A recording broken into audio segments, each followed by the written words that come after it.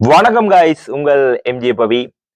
T20 உலக கோப்பையோட 6வது போட்டி ஸ்ரீலங்காவும் இந்தியாவும் சேர்ந்து நடத்துறபடியா இந்த போட்டியை ஸ்ரீலங்காவோட முதலாவது போட்டி ஆர் பிரேமதாசா கொழும்புல நடந்தது. அயர்லாந்தும் ஸ்ரீலங்காவும் மோதுறாங்க. இந்த போட்டியில அயர்லாந்து கேப்டனாக போல் ஸ்டெயின்ஸும் அதே மாதிரி ஸ்ரீலங்காவோட கேப்டனாக நம்மளுடைய தசுல் சனகாவும் தலைமை தாக்குறாங்க. ஆர்மமே டொஸ்ஸை வின் பண்றாங்க அயர்லாந்து. ஸ்ரீலங்கா கேப்டன் நீங்க வாங்க பேட்டிங்கை செய்யுங்கன்ற மாதிரி அழைச்சிருந்தாங்க. ஆர் பிரேமதாசா மைதானம் மிகப்பெரிய பவுண்டரியை கொண்ட மைதானம். 84, 71, 63 மிக லோங்கஸ்ட் பவுண்டரியை கொண்ட ஒரு மைதானம். சரி, ஸ்ரீலங்கா டீம் இந்த கிரவுண்டுல 180 அடிப்பாங்களா 190 அடிப்பாங்களான்றது ரசிகர்ன்ற கேள்வி. ஆனா ஸ்ரீலங்கா செஞ்சது 163 ஓட்டங்கள், 6 இலக்குகளை இழந்து. இதுவும் அயர்லாந்து கவனையினம்தான். பிடியெடுப்புகள் தவறவிடப்பட்டது, ஃபீல்டிங் மிஸ்டேக், அங்கங்க ஓடி ஓடி பிரேக்க போட்டு நின்றுருந்தாங்க அயர்லாந்து வீரர்கள். சரி, ஒரு பக்கம் இருந்தாலும் ஸ்ரீலங்கா பேட்டிங் ஆரம்பம் அமர்க்கலமாக இருந்தது. 6 ஓவர் 50 ஓட்டங்கள், 10 நிமிஷங்க 24. கமில் மிஷாரா 14ல ஆட்டம் இழந்திருந்தார். என்னடா இப்படி ஒரு சிலோடான ஒரு கேமை போகுதுன்னு பார்த்தா 6வது ஓவர்ல இருந்து 14வது ஓவர் மட்டும் வெறும் 43 ஓட்டங்கள், எந்த ஒரு பவுண்டரியும் பெறப்படவில்லை. சரி, அதுக்கு பேர்ந்து குஷல் மெண்டிஸும் கமிந்து மெண்டிஸும் இணைப்பாட்டம் அற்புதம். அதுல குறிப்பாக கமிந்து மெண்டிஸ் 19 பந்துகளில 44 ஓட்டங்கள், 2 சிக்ஸர்கள், 4 பவுண்டரி, 231 என்ற ஸ்ட்ரைக் ரேட்ல விளையாடி இருந்தாரு.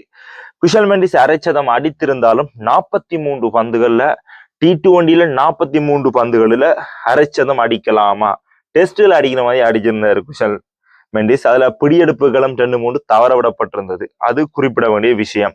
சரி, ஸ்ரீலங்கா 6 விக்கெட் இழந்திருந்தாலும் அயர்லாந்து அணி சார்பாக டக்ரோல் மட்டும் அற்புதமான ஒரு ஓவர், 4 பந்து பரிமாற்றம் வீசி 17 ஓட்டங்களை விட்டு கொடுத்து 2 இலக்குகளை சாய்ச்சிருந்தாரு.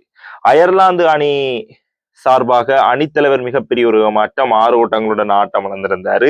ட்ரோஸ் 34 ஓட்டங்கள், ஹென்றி 40 ஓட்டங்கள் அதிகபட்ச ஓட்டமாக இருந்தது. இதுல குறிப்பாக ஸ்ரீலங்காவோட பந்து வீச்சும் ஸ்ரீலங்காவோட ஃபீல்டிங்கும் குட், நல்ல ஒரு பெர்ஃபார்மன்ஸ் ஸ்ரீலங்கா டீம் பேட்டிங்ல செய்யாட்டியும் அற்புதமாக ஃபீல்டிங்ல செஞ்சிருந்தாங்க. ஃபீல்டிங்குக்கு 100% கொடுக்கலாம்.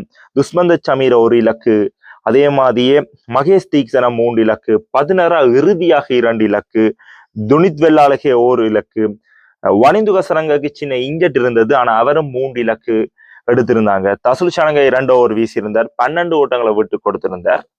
சரி, ஸ்ரீலங்கான பந்து வீச்சாளர்கள் ஒரு சின்ன அணி, ஆனா முழு முயற்சியும் போட்டிருந்தாங்க. 20 ஓட்டங்களால ஸ்ரீலங்கா வின் பண்ணி இருந்தாலும் ஸ்ரீலங்கா அணி ஒரு பெரிய ஒரு ஏமாற்றத்தை தந்திருப்பாங்க. எல்லாத்துக்கும் காரணம் கமிந்து மெண்டிஸ்.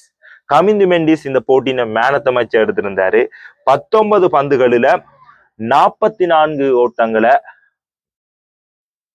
19 பந்துகளில 44 ஓட்டத்தை அதிரடியாக கமிந்து மெண்டிஸ் பெற்று காட்டி 231 என்ற ஸ்ட்ரைக் ரேட்ல விளையாடியாட்டி, அதே மாதிரி அயர்லாந்து தங்களுடைய களத்தடுப்பு பிடியெடுப்பை தவற விடாம இருந்தாட்டி ஸ்ரீலங்கா தன்னுடைய முதலாவது போட்டியை மண்ணகவி இருப்பாங்க.